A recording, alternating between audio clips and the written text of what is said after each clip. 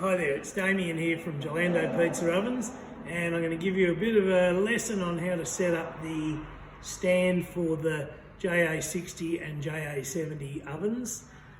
What you'll need to do first is open everything, make sure it's all in the box, and then lay out all your bolts, nuts, washers, and to set it up you either need two 13mm spanners or a 13mm spanner and a drill or rattle gun with a 13mm socket. Makes it much easier and much quicker. So the first thing we do is get the sides, place them, hold them together while you're resting, or get someone to hold it. You take your first bolt and bolt it from the inside out with a washer on it. Put your spring washer on and put your first nut, just temporarily. Then we repeat that on the other side. We are going to take that nut off while we put the side rails, but at this point we're just getting the nuts and bolts in place. I won't put the nut on that one. The first thing I'll do is I'll get the crossbar, and the crossbar has two different angles. We put the short angle facing in towards the leg. We sit that on, let it hang there. Spring washer and a nut. And that way, by having the nut on the outside, I can use the drill to tighten the nut. Now we'll repeat that on the other side.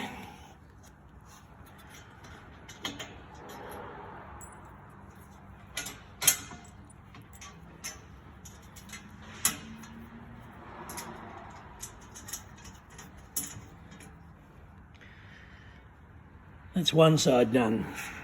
Now we do the same, we turn it around and we do the same with the other leg. You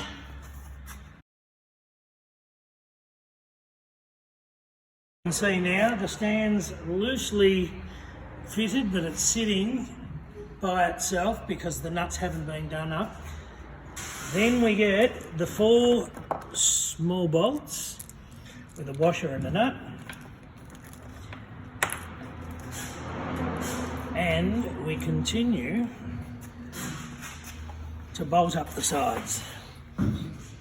As you can see, you've got that long angle that sits against the body of the leg, and we put the bolt through there with a washer and a nut, and we repeat this on all 4 sides.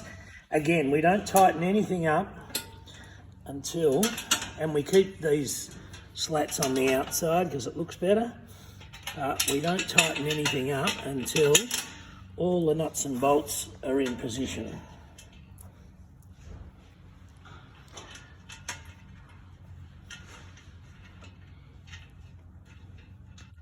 And now I'm going to repeat the same process on the other side for the other 2 crossbars. Now I've repeated it on the other side, so the stand is all held together. It's just sitting there and nothing's been done up. You've just hand screwed it up to the lock nuts. Now I'll be taking my rattle gun and my 13mm spanner and tightening up all the nuts.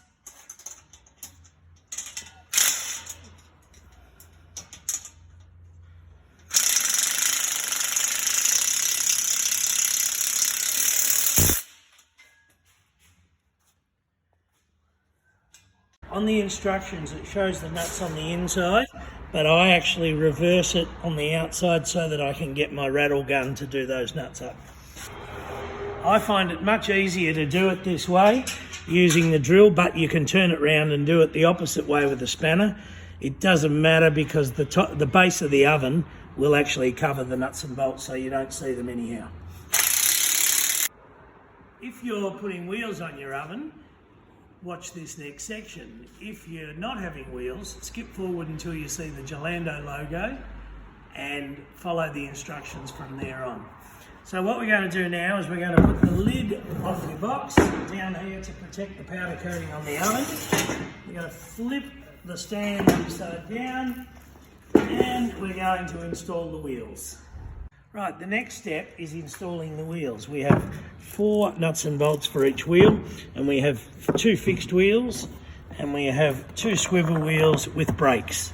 So we make sure that we put the 2 fixed wheels at one end,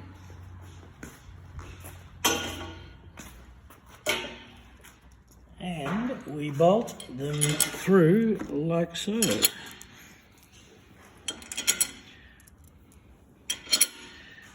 Then we just fit the lock nuts to the underside.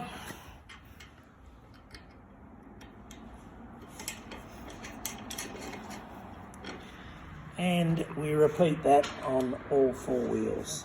Okay, so now I've just hand tightened these nuts and I've got them in the position ready to tighten up. Now I'm going to repeat the process with the swivel wheels, and the swivel wheels go on the front. So when you're putting your oven into the correct position, it's easy to drive and you've got access to the brakes to lock the oven in place once you get it where you want it to go. Now we're going to tighten the wheels up. In this instance, we've got 14mm bolts and a 13mm nut. So we change our socket over to a 14mm.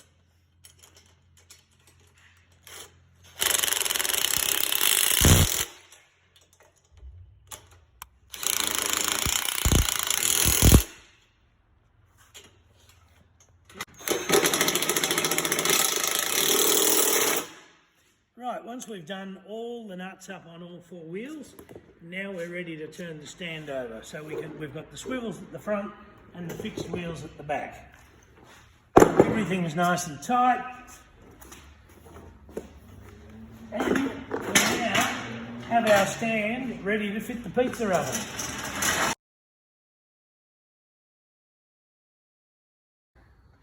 Now to get the oven out of the box, there's a couple of ways to do it. We have a forklift here that we're about to use, but when you're doing it at home, the best way is to just cut down the tape on all the corners with a Stanley knife and cut the internal.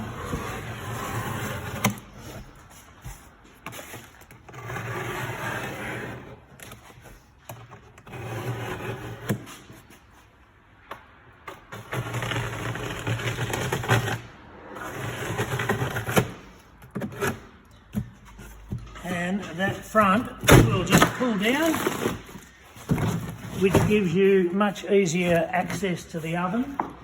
And as you'll see, the oven has lugs that are actually screwed into the base. And then once the oven's sitting on the stand, it's easy just to unscrew those handles, and then you can just throw them away. Okay, the trick is not to have to move the oven too far because they are heavy and it'll be a 4-man lift. Now, as I said, I'm using the forklift, I'm using the cheats option here. But what we're going to do is we're going to have the stand ready. We're going to lift the oven out of the box and we're going to slide the stand in underneath. At home, if you're using a forklift or a bobcat or an engine lifter to lift it, you'll be able to do the same. But in this situation, I'm going to leave the fork where it is, move the box out and slide the stand underneath.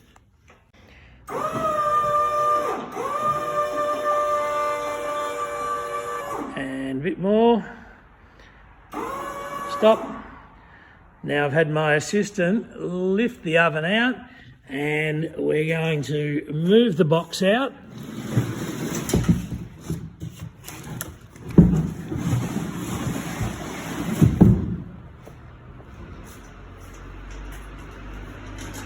Slide our stand underneath, and now we're gently going to lower the oven And as you'll see, there's locating holes in the bottom of the oven, and those lugs that are mounted to the frame, we're going to screw the bolts up into there and your oven will be complete.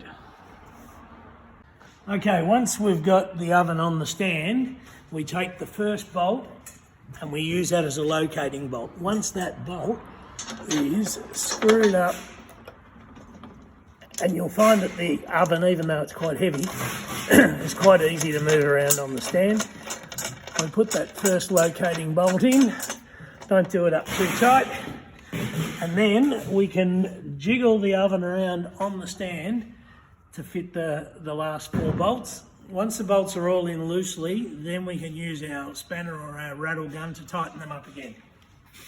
To do these base bolts up, you'll need a 17mm socket or a 17mm spanner. And once the oven is in place, it's just a matter of doing our final screws up.